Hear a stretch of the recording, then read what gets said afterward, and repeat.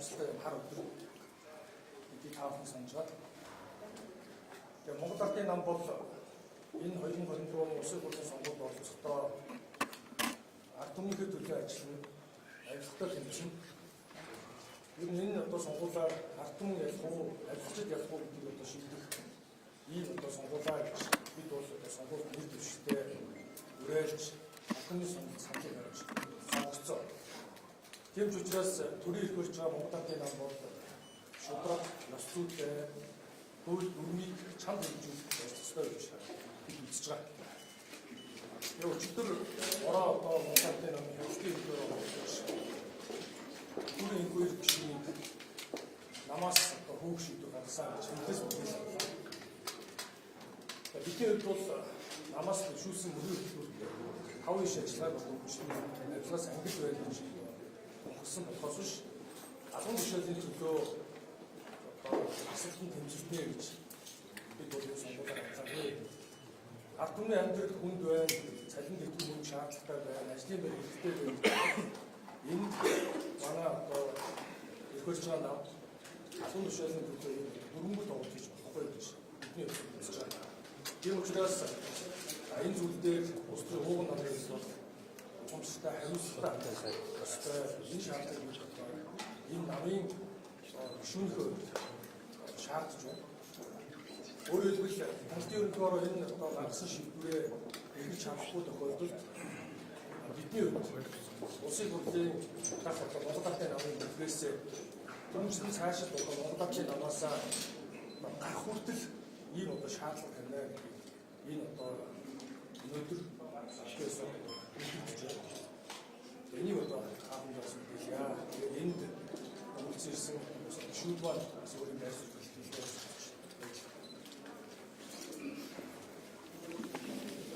Ардын намын хувьд бас 2024 оны улсын хурлын сонгуульд авилгалтай нэгэн тэмцэх заалтуудыг маш тодорхой зааж өгсөн. Ялангуяа энэ авилгалтын талаар мэдээллийг одоо амар хэлбэр бол энэ талаар нэлээд тодорхой заалтуудыг оруулж ирсэн.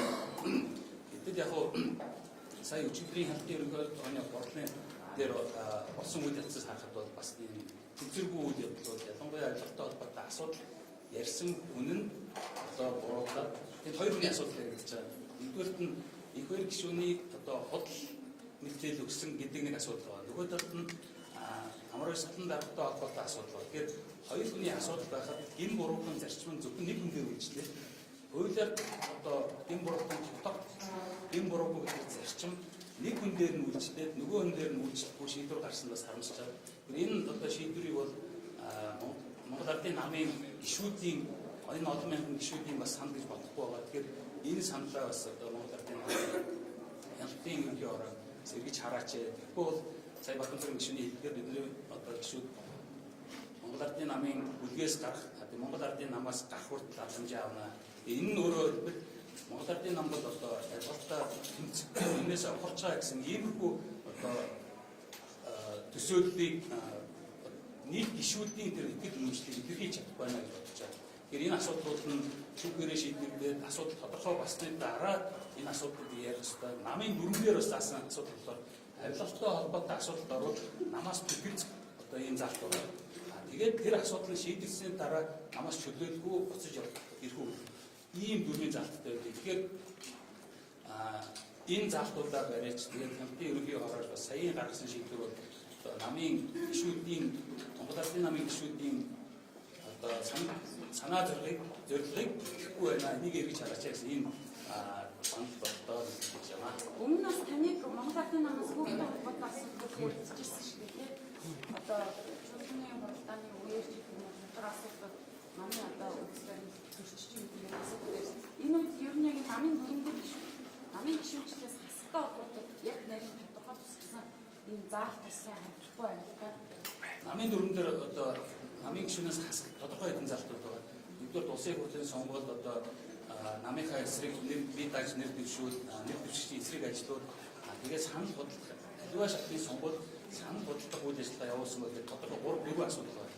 Энэ асуудалтай аль нь ч одоо орхоогүй ийм асуудлууд байна. Тэгэхээр зарчим ярьсан улс нийтийн эрхээ шиг ярьсан хүмүүсүүдийг намаас уун гэдэг байдлаар ингэж одоо 4 жил төсөв ярихад болохгүй гэдгийг мэдсээр байгаа Би дугуй байх надад их байгаа.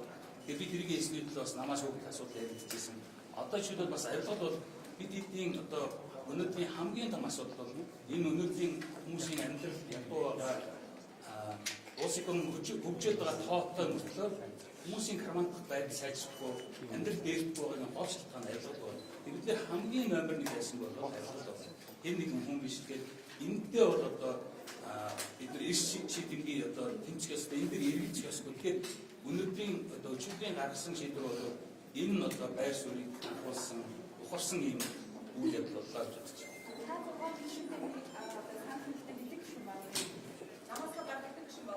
Ер нь энэ бол одоо бид эдгээр гишүүний асуудал биш. Энэ бол бас олон намын гишүүдтэй уулзсан өчигдрөөс хойш бас санал бодлуудаа илэрхийлж ярилцсан байгаа. Тэгээд яг энэ байр суурийг дэмжиж байгаа Монгол Ардын намын гишүүд болон байгаа. Тэгээд эдгээр дээр бол шүү нэмэгдэх гишүүд бол байгаа гэсэн. Энэ шудраг ус одоо ижил тэмцүү үйлчлэх байгаа энэ хэлтийн хөдөлгөөний шийдвэрээ хэвээ өөрчлөлтүүд эргэж харахгүй гэдэг одоо дараагийн шатны хангамж авна гэдгийг мэдгэж байна. Өнөөдөр бол Дорд аймгийн Монгол Ардын намын орооны дарга энэ аймгийн засаг даргаар ажиллаж байсан. Тэгээд одоо Дорд аймгийн сонгож байсан тухайн үеийн одоо Модтой гишүүн. За мөн одоо манай Дорд аймгийн өвгөл одоо түүний энгүй гишүүн. Эдгээр хүмүүсийг яагаад одоо намаас өгөөд байна. Мөн одоо их төвшин гишүүн гэхэд одоо сая таавд одоо мэдээлэл их төвшин гишүүний өргөсөн манай Дорд аймгийн өвгөл. Яагаад ингэж энэ одоо Дорд аймгийн энэ одоо залуусыг намаас намгийн хүчийг ашиглаж намаас өгөөд байгаа юм бэ гэдэг дээр одоо гол энэ өглөө бас илүү одоо анхаарах хэрэгтэй гэж үзэж байна. Гэхдээ ганц одоо өдөрч байгаа биш. Ер нь нийтлэг энэ бид бол энэ хөрж байгаа нам бол илүү хариуцлагатай амлсан амлалтаа биелүүлдэг.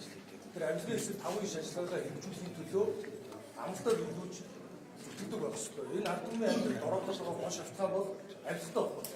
Бүх улс орн амлалтаа ялж ард түмний амьдралыг сайжруулсан.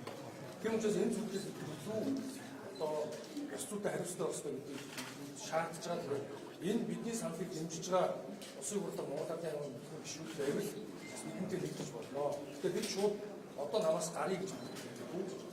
Энэ шудраг ус зүйлээ засахгүй намаас гарах зарах хэмжээнд авнаа. Өөрөөр энэний хамт одоо бидний итгэж дэмжсэн ард түмэн сонгогчид намын гишүүд олон хүн байна. Гэхдээ бид энэ эрсдэлтэй ч гэсэн энэ одоо зөв зүйлийн төлөө ардын нам ёс зүйтэй хариуцлагатай байх төлөө нэгддэг гэж байна. Хариулъя.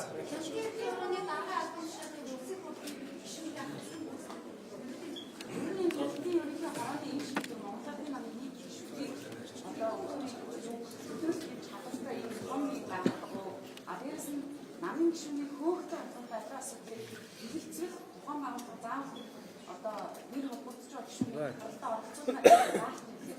Энийг бас яагаад Окей.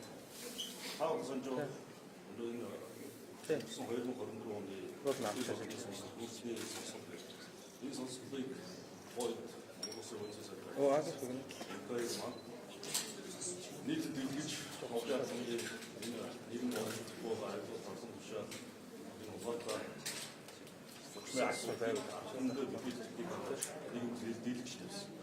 Энэ бол хууль зүйн сайдынхаа хувьд Монгол Ардын намын төрсөн мөрийн хөтөлбөр болон Монголын ардын хүчтэйсэн шударгаас тогтоох энэ асуудал бол энэгээр маш сайн мандат нь ажилласан юм. 2024 оны сонгуульд Монгол Ардын нам Монголын ард түмэнд ангаар засаг эрхийг өгөхдөө энэ шударгаас тогтоох энэ авилгал ашигласан нөхцөлд Монгол Ардын нам хангалттай тэмцэх байлаа гэдэг. Энэгээр сайдын хийсэн энэ үйлдэлүүд итгэж цаашид тэмцэх байлаа гэдэг үндэслэлийг Монголын ард түмэн бас санал зөөн гэж бид ойлгож байна. Тэр өнөөдөр бид энэ зочнос олж байна. Монгол Ардын намын хяналтын ороо та асуулсан зүйлээ нэгтгэх версийн шийдвэр. Тэгэхээр намын орооноос намын гишүүнээс намын гишүүний төлөвлөлт болон зөвлөлт ихэн зав. Үүний нэг нь одоо ашигласан нөхцөлийн зөрчил болсон байна. Авилгал ашигласан нөхцөлийн зөрчил болсон илтгэд одоо ёс зүй алдаа гаргасан. За мөн одоо ийм үндэслэл байна. Тэр өнөөдөр энэхүү гишүүнийг яг аюугаар нь тооцож Монгол Ардын намаас хөөжнө гэдэг чинь өөр асуудал. Өнөөдөр нийгэм болж өгөхгүй байгаа энэ үндэслэлээ илдүү ахуй шалтгааныг илчилж Энэ олон нийтэд илэрхийлснийхээ төлөө Монгол Ардын намаас хөөг бэлддэг бол энэ бол байж болох асуудал. Хоёрдугаар Монгол Ардын намын хяналтын орооны дарга үнцэн үзэж байна. Ахураалын тушаал хэрэгтэй. Тэгэхээр энэ хүний гаргаж байгаа шийдвэр өөрөө хэцүү шалтгаантай. Энэ үгийг бид нэр эргэж чадах хэрэгтэй. Тэгэхээр бид нэр сүүлийн тийм даргууд гэж ярьдаг болоод байгаа. Ард түмний амьдрал хүнд энэний цаанууд амьдралын асуудал. Тэгэхээр даргууд хандах тул ингэхээр намаар тандах даргууд татуулж байна. Энтэй бид юу хийх вэ? Ийм даргууд байж болохгүй. Шударгаас нөлөө төрсөн гишүүдтэй хөөж гаргадаг ийм даргууд байж болохгүй. Энэний эсрэг одоо бид болгоо хэмжиж мэдээ болоосч байна. Ингээ та бүхэндээ бас манай гишүүд.